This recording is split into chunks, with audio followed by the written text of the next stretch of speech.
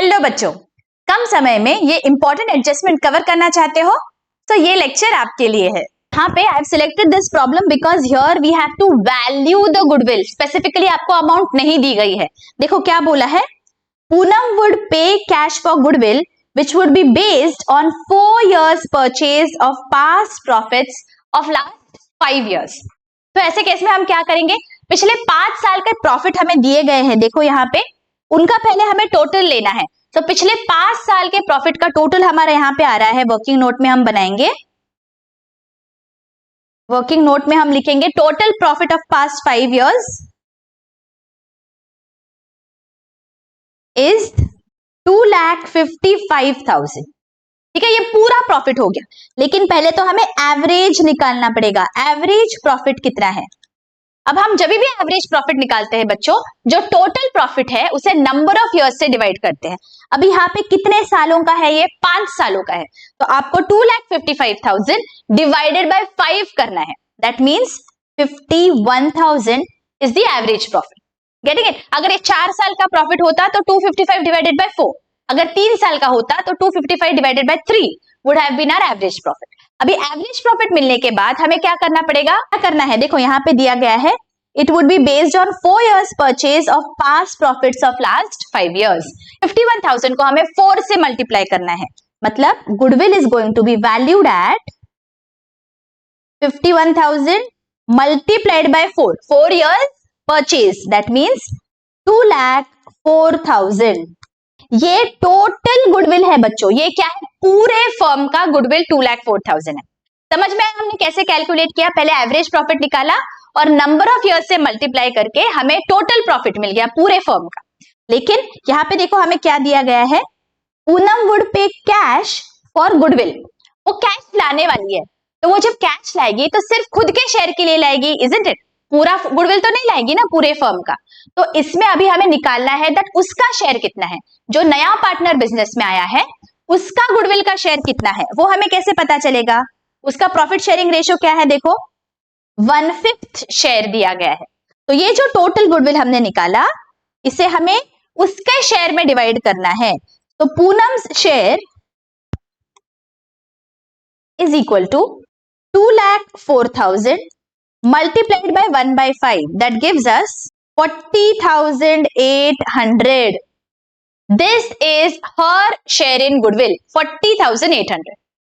Is this very clear? Did you understand this calculation? आगे के entries तो हमने डिस्कस कर लिए हैं जब शेयर ऑफ गुडविल आता है कैश में, but the calculation is new, so that is the reason I took up this problem. Alright, value of goodwill of the firm is to be fixed at average profits for the last 3 years।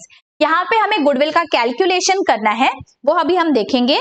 और आगे क्या लिखा है उसके देखिए, Hari is unable to bring the value of goodwill in cash. यहाँ पे new partner जो है वो कैश में गुडविल नहीं ला पा रहा है। तो यहाँ पे क्या डिसाइड हुआ है? It is decided to raise the goodwill in the books of the accounts. तो ऐसे सिनेरियो में हम क्या करते हैं, जो भी टोटल वैल्यू आएगा गुडविल का, that we will distribute among the old partners in the old ratio. जो भी सारे ओल्ड पार्टनर्स है सबको हम ये गुडविल डिस्ट्रीब्यूट करेंगे। ऑलराइट, ऐसे सिनेरियोज में जहां पे भी गुडविल कैश में नहीं ला पाता है, ठीक है, क्या है, तीनों सालों की टोटल करिए, एवरेज निकालना है, हमें पता है, हमने सीखा हुआ है। एक वर्किंग नोट बना लेते हैं। हमें क्या करना है, सारे प्रॉफिट्स की टोटल करनी है। 48,000, 81,000 एंड 73,500। ये टोटल क्या आ रही है? देखिए 2,02,500 is the total profit. Alright, मुझे एवरेज प्रॉफिट अगर निकालना है तो एवरेज कितना रहेगा? 3 टोटल की ना मैंने, 3 सालों की, डिवाइडेड बाय 3 करना है एवरेज करने के लिए। अगर 4 सालों की टोटल होती तो मैं डिवाइडेड बाय 4 करती। अगर 5 years का टोटल होता so divided by 5। That is how we take average, correct? तो अभी average profit will be 2,02,500 divided by 3 which comes to 67,500। ये क्या है? This is my total goodwill. ठीक है, वहां पे दिया हुआ है दैट गुडविल आपको ऐसे कैलकुलेट करना है। जो भी एवरेज प्रॉफिट आएगा पिछले 3 सालों का, ये मैंने 3 साल का एवरेज प्रॉफिट निकाला, दैट इज माय गुडविल। ऐसे हमें स्पेसिफिकली दिया है, हमने वो किया। अभी क्या करना पड़ेगा, हमें गुडविल रेज करना है बुक्स में, because he is unable to bring in goodwill. तो जो भी हमारा अभी तक का कमाया हुआ गुडविल है वो हमें ओल्ड पार्टनर्स में डिस्ट्रीब्यूट कर देना है ओल्ड रेशो में, बिकॉज सारे पार्टनर्स ने मेहनत की तब ये गुडविल इकट्ठा हुआ। तो 67,500 को मुझे डिवाइड करना है ओल्ड पीएसआर में। What is the old PSR? 3:2।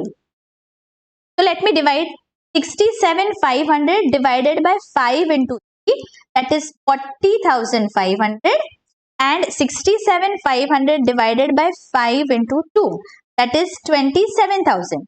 ये मेरा ओल्ड पार्टनर्स को गुडविल का डिस्ट्रीब्यूशन है। तो मेरी एंट्री क्या आएगी? मैंने गुडविल को रेज किया, एसेट को रेज किया बुक्स में, तो goodwill account debit to old partners capital account.